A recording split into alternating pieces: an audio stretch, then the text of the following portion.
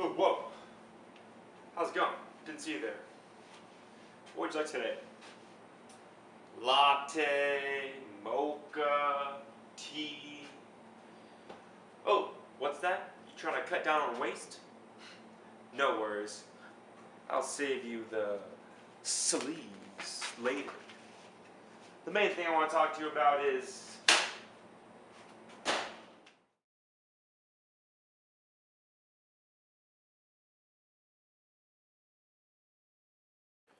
habits. They shape our lives. Habits, they're all around us. Habits, they are in every day, in every moment of every second. An unsustainable hobby is one where you use resources in a way that where you use finite resources to entertain yourself, and um, we want to be entertained all the time. So we end up using a lot of resources as a result of that. Um, an example of a hobby that I can think of that may be sustainable would be playing a sport.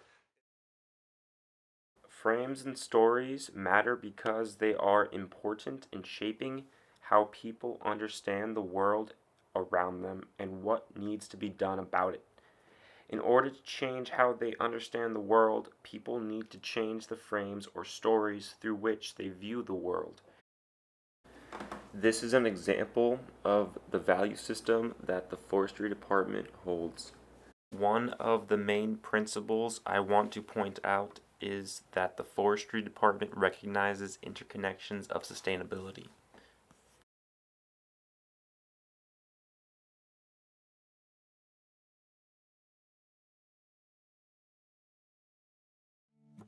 To begin to educate people about how humans do have an impact. Yeah, we're one of 7 billion, almost coming on 8 billion now, but we still can make individual changes that affect our immediate surroundings. It's hard to detect one person's influence on like a large scale global problem like global warming, but if you scale it down to our own communities, we can see that each one of us has an impact, and the activities that we continuously do over the course of our lives, or even maybe over the course of a month, these activities add up, um, and the impacts do as well. Um, Do you have any solutions on minimizing waste? I think that a very simple idea for minimizing waste is actually to start with education. Um, at a young age, creating and introducing children to literature or um, ideas regarding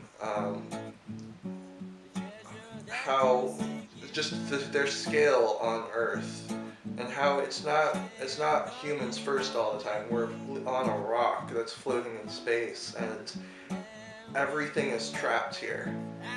We are trapped with all the waste that we've ever made, and you know, even when we're doing something like a hobby or an activity, these actions have consequences, and we can't really avoid them. But if we educate ourselves, maybe we can change patterns of hobbies, and in order to create something more sustainable. I think that education is a key step to doing that, and some methods that could be incorporated into education to do this would be incorporating more arts and more of an understanding of the self versus the system, and um, how all of these things combine.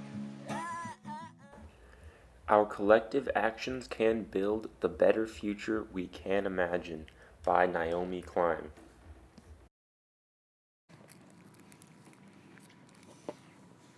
Why do you enjoy going to Rampart? I enjoy going to Rampart because I feel like it's freeing.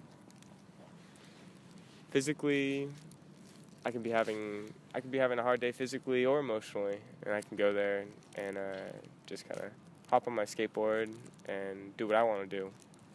And it's not really up to anybody else besides me. I like that freedom.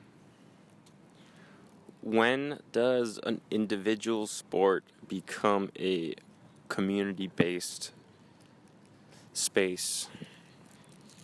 Well, when you have a space like Rampart, or the ocean is a good example too, surfing, people come together as a community and create spaces like nice beaches, or Rampart is a good example too, where somebody's created an opportunity for other members of the community to come and enjoy it. Just kind of through community support, it can keep running. I volunteer there, so I get to go skate there, which is nice. Put my part in, get that piece out of the community, which is nice. Do you feel like helping younger kids in a individual sport helps you grow as a person? Yeah, and I feel like skateboarding is an individual sport, but it's really enjoyable to watch or help a kid that's maybe struggling, figuring out what they want to do as an activity. They don't know what they like yet, and to watch somebody come in with a skateboard and not know what to do, and show them that they could hang out with a group of people and learn new things, or be happy about just doing something individually, is really rewarding. And yeah. The implementation of sustainable policy can dictate how we perceive our habits, our hobbies, and waste. Whichever way we see it, at the end of the day, recreation needs to be sustainable with the growing population